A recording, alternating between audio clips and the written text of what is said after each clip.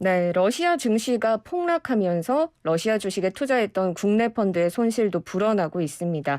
러시아에 가해진 금융 제재의 여파가 우리 금융시장에도 그대로 전해지고 있는데요.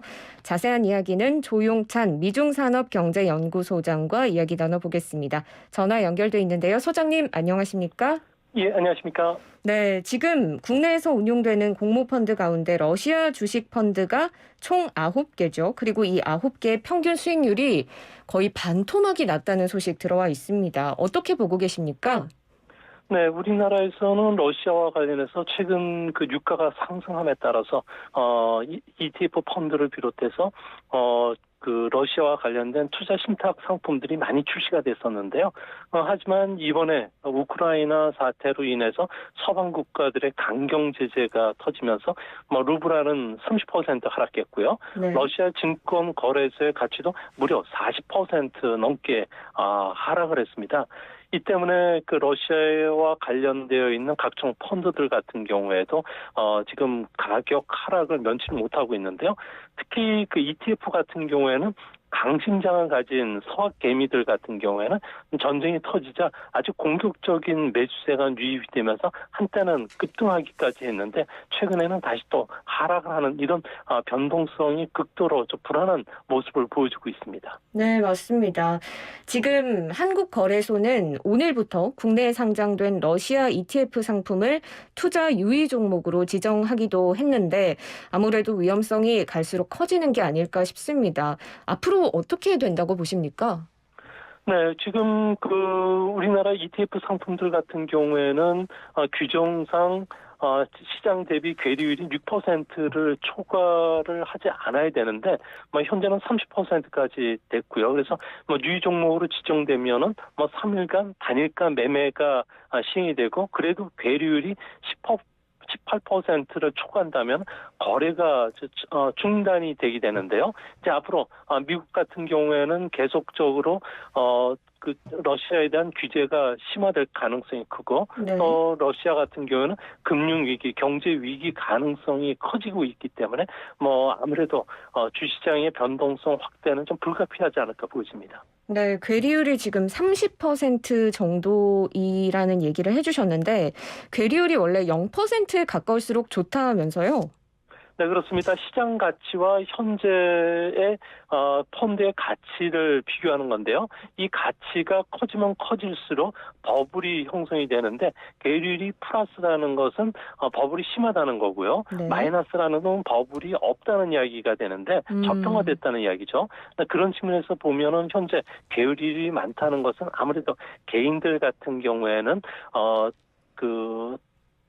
총성이 울리면은 주식을 사라는 이야기처럼 아무래도 이 변동성에 배팅한 서학개미들이 크게 늘고 있기 때문에 그렇습니다. 네, 맞습니다. 괴리율이 크면에도 불구하고 지금 많은 분들이 매수를 하고 있어서 금융당국이 좀 우려를 하는 게 아닐까 싶은데요.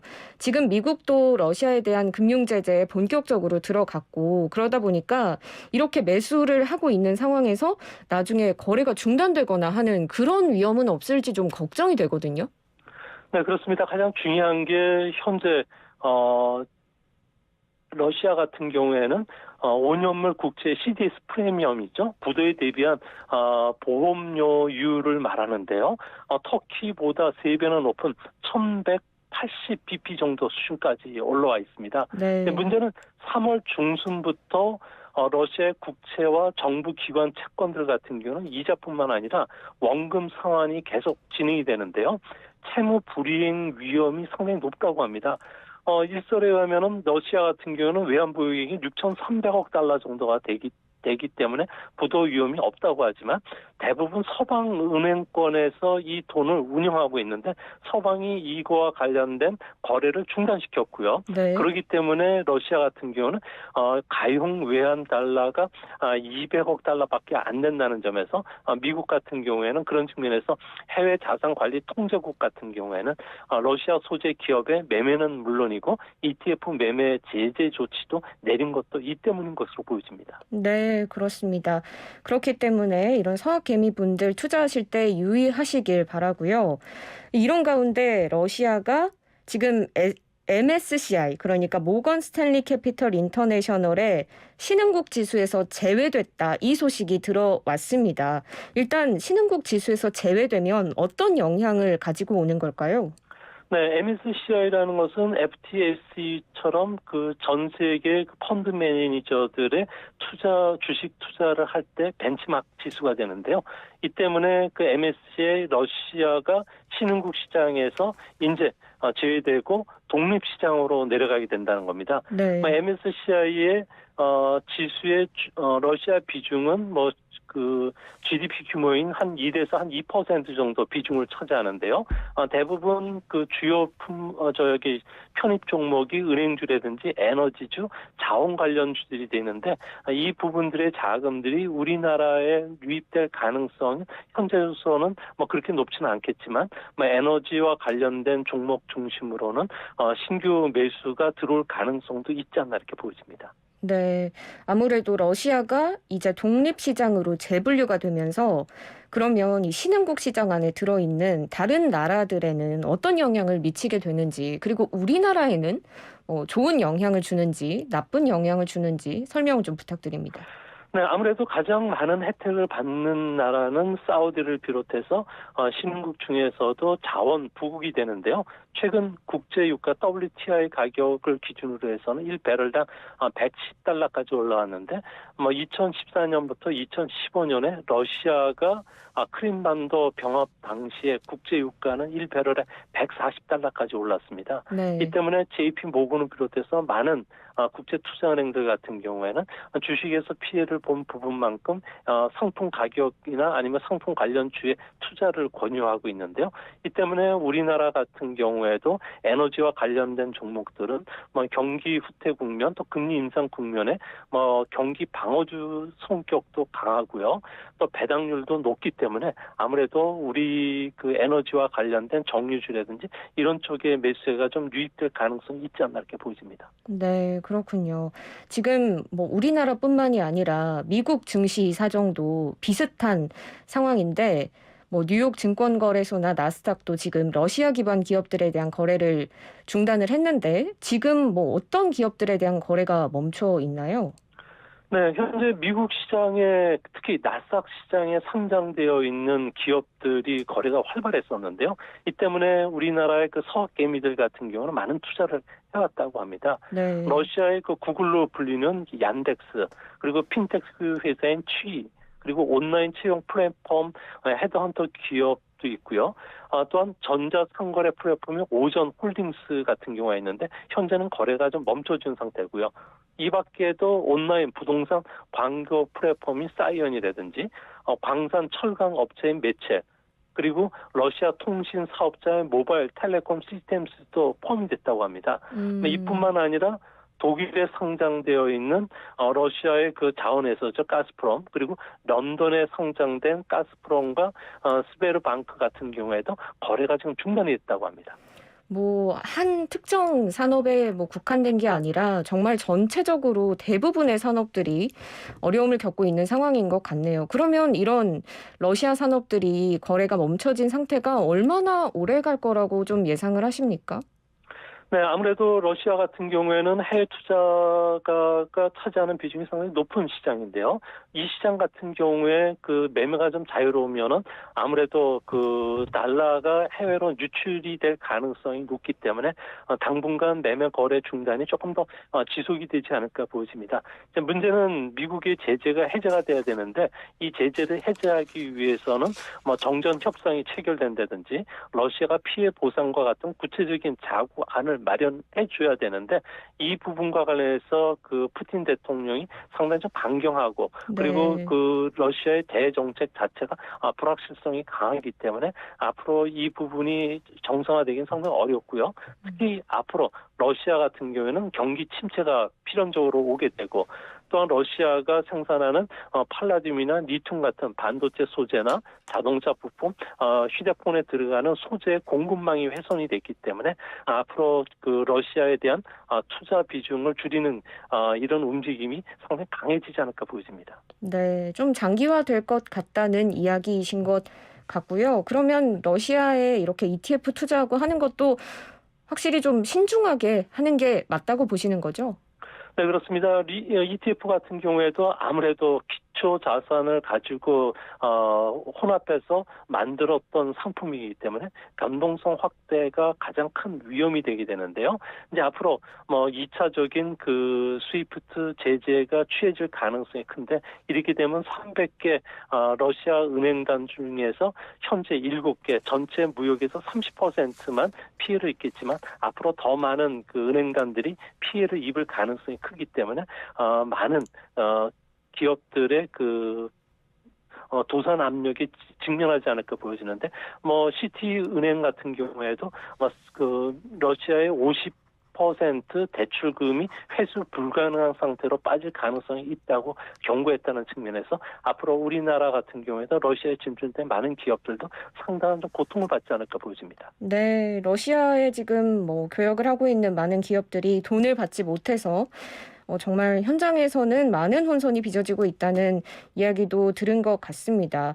아무래도 지금 러시아가 스위프트에서 배제가 되면서 러시아와 송금을 하고 이렇게 외화 거래를 하는 게 굉장히 어려워졌는데, 지금 현장은 어떤 상황인지 자세하게 말씀 부탁드릴까요? 네, 러시아에 진출된 우리 기업들 같은 경우에는 한 150개사가 되는데요. 러시아에 가장 많이 수출하는 품목이 자동차, 휴대폰을 비롯해서 통신, 전자기기가 해당이 되고요. 러시아로부터는 우리가 에너지라든지 목재, 펄프, 수산물을 수입을 하는데 차질이 불가피하지 않을까 보여집니다. 러시아에 있는 현지 법인 숫자를 보면 현대차 그룹 같은 경우는 18곳이나 되고요. 삼성과 롯데 같은 경우에도 9곳 정도가 되고, 또 SK, CJ, 두산, KTNG뿐만 아니라 포스코, 효성, 아모레, 퍼시피코 같은 기업들도 현지 법인을 두고 있는데요. 이 때문에 아무래도 은행 거래가 좀 힘들어지고 외환 거래가 어려워지고 있기 때문에 당분간 공장 가동뿐만 아니라 상품을 판매한다든지 서비스 제공이 불가능하다고 합니다. 이렇게 됐을 경우에 삼성전자 같은 경우는 모스크바 인근 칼루가 TV 공장뿐만 아니라 LG전자의 그 루자에 있는 TV 공장, 생활가전, 그리고 현대차 같은 경우에는 상트페르크부르크에 있는 공장 같은 경우에도 활동이 좀 중단될 가능성이 있지 않나 이렇게 보여집니다. 네. 기업들뿐만 아니고 제가 찾아봤을 때는 개인들도 러시아에 송금하고 하는 게 어려워져서 힘들어 하시는다는 이야기를 많이 들었는데, 이게 국내 은행도 은행마다 송금 제재 기준이 다 다르다고 해서 굉장히 혼란스러운 상황이라고 하는데, 이건 왜 그런지 혹시 알 수 있을까요? 네, 아무래도 현재 그 제재를 받고 있는 그 은행단들이 그 러시아의 2은행서부터 7은행들입니다. 이들 은행과 그 국내 은행단에는 협약이 체결되어 있기 때문에 네. 이게 이제 제재로 인해서 신용장 개설을 할 수가 없는 상태라고 합니다. 이로 인해서 중소기업이라든지 중견기업 같은 경우에는 결제 어려움을 받고 있고요. 다만 이번 제재 조치가 10일 뒤부터 시작이 되기 때문에 아무래도 그 현재까지는 그렇게 큰 위험은 없겠지만 10일 뒤부터는 혼란이 계속이 될 가능성이 큽니다. 이 때문에 결제 기간이 짧은 송금 결제 방식을 채택하고는 있지만 그 완전한 대응책은 되지 못하고요. 이 때문에 우회 채널을 찾기 위해서 아무래도 텔렉스라든지 옛날에 썼던 이메일을 통한 이런 결제를 하고는 있는데, 문제는 송금 정보가 암호화되어 있지 않다는 겁니다. 네. 이 때문에 보안상 문제로 은행단들 같은 경우에는 이런 텔렉스라든지 이메일을 통한 그 송금을 거부하는 사태들이 일어나고 있기 때문에 제재가 장기화된다면 화물과 관련된 무역뿐만 아니라 서비스 출도 위축이 될 가능성이 크다는 점에서 러시아가 직접 베링에서 잡은 생태 같은 경우를 한국에 공급해서 팔라고 해도 팔 수가 없는 상황이 될 것으로 보여집니다. 그럼 지금 말씀해 주신 것처럼 은행망을 사용하지 않으면 여전히 송금이 가능은 하다는 건가요?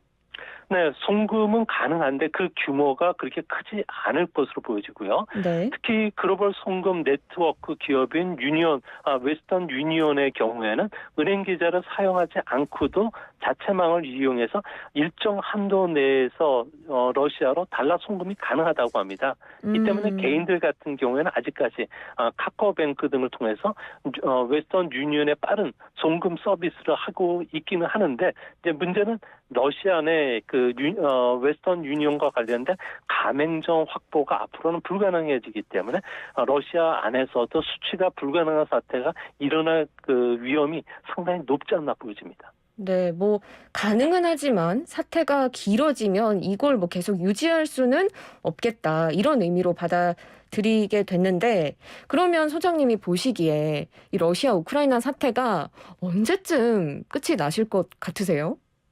네, 지금 현재 그 러시아가 우크라이나 사태 같은 경우에는 아무래도 그 러시아가 그 유럽에 다시 맹주로서의 국제 질서의 주도권을 잡겠다는 생각에서 나왔던 것이고요. 네. 만약 이거와 관련해서 성과 없이 러시아가 군사를 철군했을 경우에는 러시아의 정권 교체뿐만 아니라 상당히 정치적 혼란이 길어질 가능성이 높습니다. 이렇게 된다면은 앞으로 러시아 같은 경우는 경제 침체뿐만 아니라 금융망의 혼란 또는 정치 그 시스템의 불안 문제로 인해서 상당히 어려운 그 기간을 거치게 되고요.